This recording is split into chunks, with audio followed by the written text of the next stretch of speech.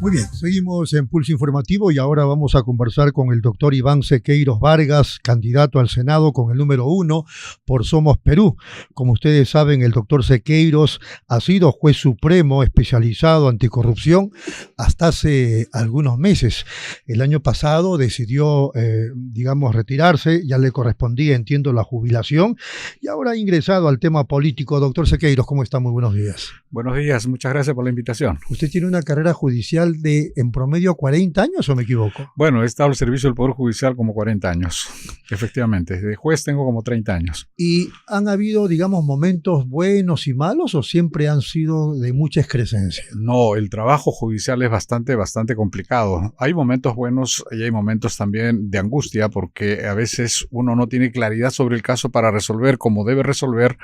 Entonces a uno le viene la preocupación mental de que de repente está cometiendo una injusticia. Hay que tener mucho cuidado con el tema. Desde 1980, desde su impresión, ¿en qué momento a partir de los 80 estuvimos más o menos bien o en la línea de mejorar las cosas? ¿Y en qué momento estuvimos paupérrimamente?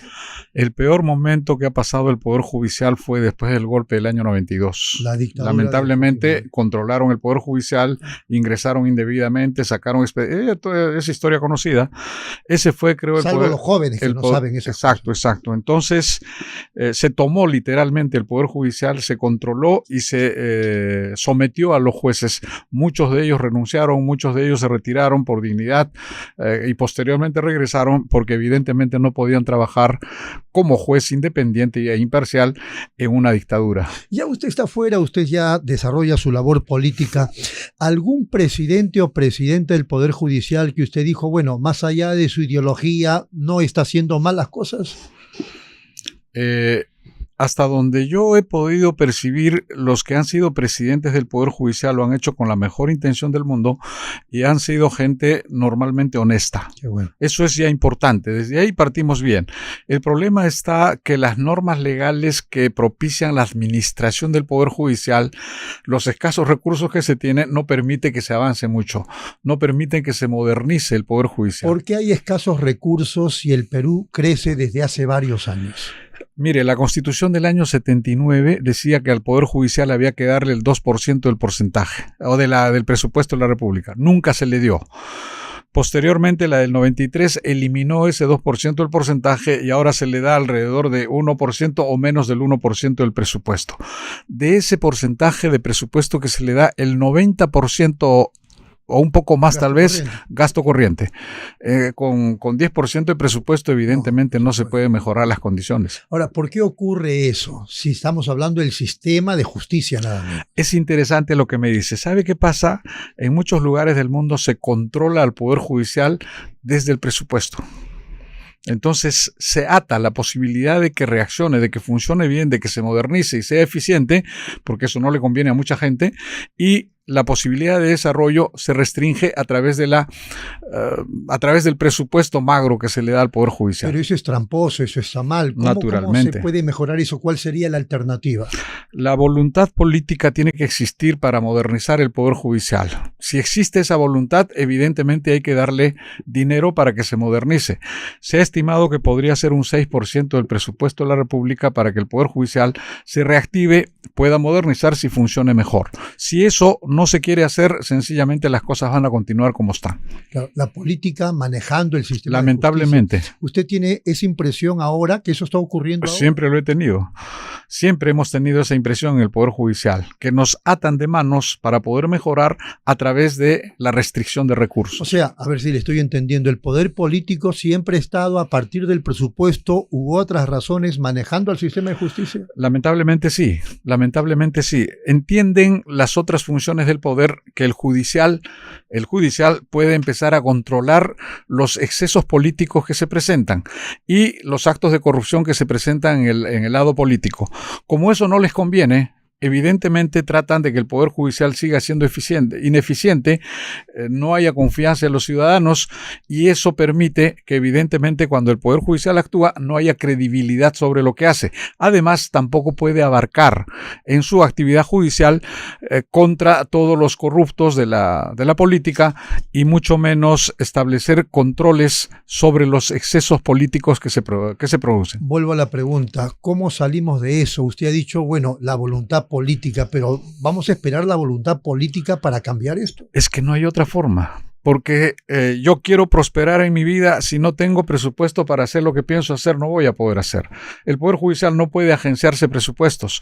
Los recaudos que hace el Poder Judicial como consecuencia de la actividad que realiza van al Tesoro Público, y de ahí se le otorga una parte al Poder Judicial. Entonces ni siquiera tiene la opción de poder generar sus propios recursos para mejorar su condición. Siempre está atado al poder político a través del presupuesto de la República. Muy bien, ¿usted tiene la impresión que ese es el principal o único factor por el que el Poder Judicial o el sistema de justicia está maltrecho, o hay otras razones?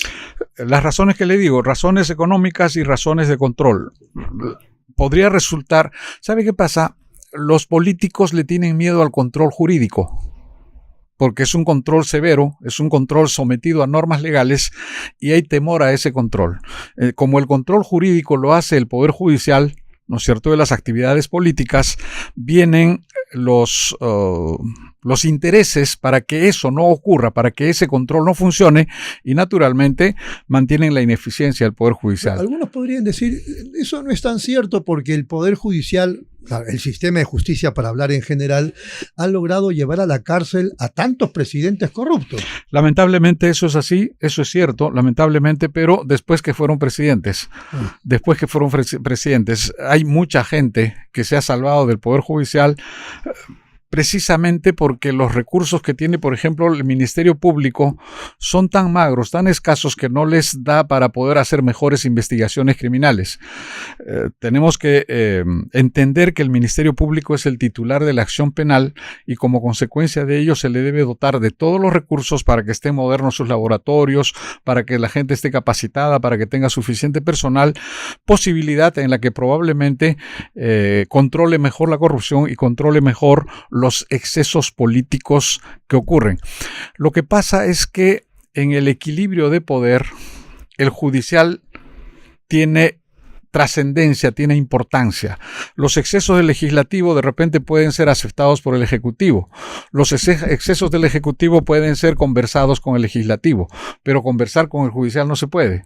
En consecuencia, esta es la entidad que va a controlar y que va a estabilizar la posibilidad de que la estructura de poder funcione bien. Muy bien. Si eso no está así establecido, lamentablemente ocurren las cosas que están ocurriendo actualmente. Claro, entonces son manipulados el Poder Judicial, el Ministerio Público y la Junta Nacional de Justicia, que podría salvarnos de todo esto. La Junta Nacional de Justicia como que se ha puesto a un costado y no está haciendo lo que debiera hacer. La provisionalidad en el Poder Judicial es porque la Junta Nacional de Justicia no provee de jueces titulares al Poder Judicial, entonces sigue la provisionalidad. Aparte de eso, la Junta se ha dedicado un poco a perseguir a algunos jueces o algunos sectores del sistema de justicia, de repente por influencias políticas, porque no nos olvidemos que la designación de los miembros de la Junta tiene orígenes políticos. ¿Usted cree que Delia Espinosa es una perseguida? Yo creo que sí. Yo creo que sí. Lamentablemente, yo conozco a la señora y era una señora, primero, honesta. No tiene ningún tipo de cuestionamiento a su honestidad. Segundo, que trató de establecer investigaciones, fíjese, contra muchos parlamentarios. Tiene abiertas investigaciones. Entonces la reacción del Parlamento fue: sacamos a esta para que no nos siga investigando. Esa sola actitud, al margen de que Delia sea buena o sea mala, ya constituye un agravio al Ministerio Público, y eso no debe ocurrir. Muy bien, la verdad, a mí me gustaría verlo ocupando una curul en el Senado, por su probidad, por su honestidad. No más que su candidatura es por Somos Perú. Así y es. el presidente actual es de Somos Perú y está en una situación muy lamentable. Sí, eso es verdad. Primera cuestión, el presidente Gerí pidió licencia a la agrupación política Somos Perú. Eso implica que Somos Perú no está legitimando su condición de presidente. Somos Perú legitima su condición de parlamentario. Hasta ahí lo apoyaba. Pero una vez que asume la presidencia, que ya no se debe al apoyo de Somos Perú, sino de otras agrupaciones políticas, Somos Perú le dice, tú andas solo en esto de la presidencia. Nosotros vamos a estar al margen.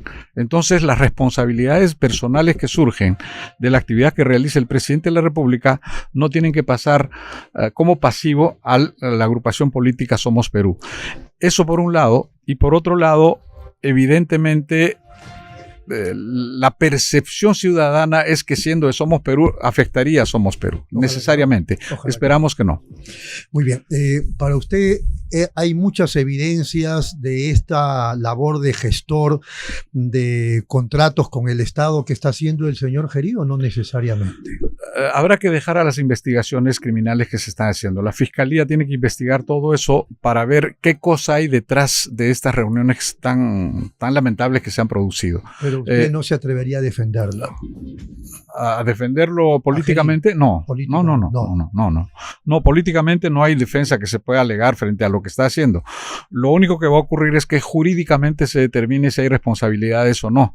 Ese es otro mecanismo de defensa. Pero políticamente es evidente lo que ha pasado y consecuentemente debe asumir las consecuencias. Listo. Doctor Sequeiros, ha sido muy amable, muchas gracias y espero tenerlo nuevamente. Rodolfo, muchísimas gracias y gracias a Radio Vital. Muchas gracias a el doctor Iván Sequeiros, candidato al Senado con el número 1 por Somos Perú. Vamos a la pausa, regresamos.